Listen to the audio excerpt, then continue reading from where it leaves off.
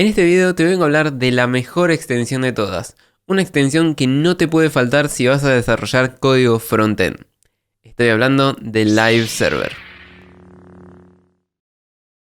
Live Server es una extensión que va a poner todo lo que estés programando en un servidor local.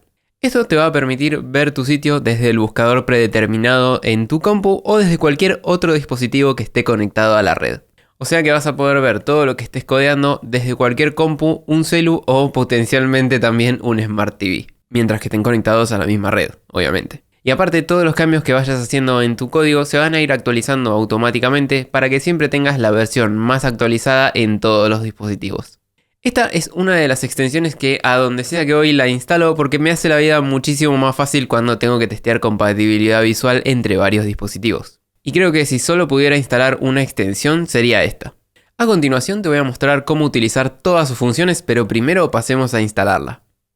Entonces, nos vamos a la barra de extensiones y escribimos Live Server y te van a salir un montón de resultados, pero la extensión posta es la de Read Weekday. No estoy seguro de si lo pronuncié bien, pero te dejo el nombre ahí en pantalla. Hacemos clic en esa y se nos va a abrir una ventana y hacemos clic en el botón que dice Install. Una vez que se instale, la vas a poder correr haciendo clic en este nuevo botón que te salió acá abajo que dice Go Live. Sin embargo, para poder correrla vas a necesitar primero tener un archivo HTML. Si ya sabes crear un archivo HTML, avanza hasta la parte de inicialización de Live Server. Pero si no sabes, no te preocupes porque lo vamos a ver más adelante en el curso y esta vez yo te voy a ir guiando paso a paso cómo hacerlo. Para crear el HTML, primero minimizate el Visual Studio Code y en el escritorio te vas a crear una carpeta a la cual le vamos a poner de nombre Proyecto.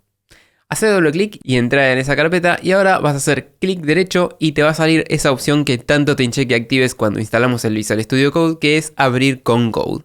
Hacemos clic en esa opción y te va a abrir nuevamente el Visual Studio Code, pero ahora dentro de la carpeta. Para crear nuestro archivo ahora vamos a tocar en este botón y vamos a escribir index.html. Apretamos Enter y ahora ya tenemos nuestro archivo creado.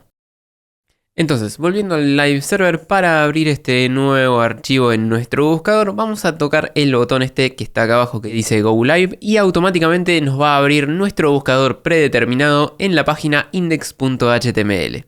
Hagamos un cambio en nuestro archivo para ver cómo se ve. Entonces, escribamos Hola Mundo, apretamos Control S para guardar, volvemos al buscador, apretamos Control R para recargar la página y como podés ver ahora aparece Hola Mundo en nuestra pantalla. En cambio, si ahora escribimos Developeando y recargamos nuestro sitio, ahora podemos ver que ya no dice más Hola Mundo y ahora dice Developeando. Genial, con eso ya sabemos lo básico. Ahora veamos cómo abrir nuestro sitio en un celu o en otra compu. Seguro estás tentado en agarrar la URL que nos dio Live Server y tratar de abrirla en el celu. Lamentablemente eso no va a funcionar, pero no está muy alejado de eso. Como te dije antes, lo que hace esta extensión es agarrar nuestro código y montarlo en un servidor local, o sea, en nuestro router, ponele.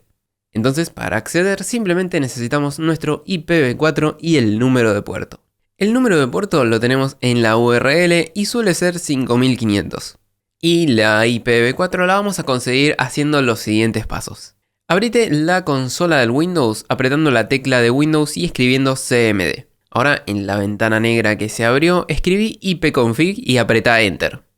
Te van a salir un montón de cosas, pero lo importante es lo siguiente.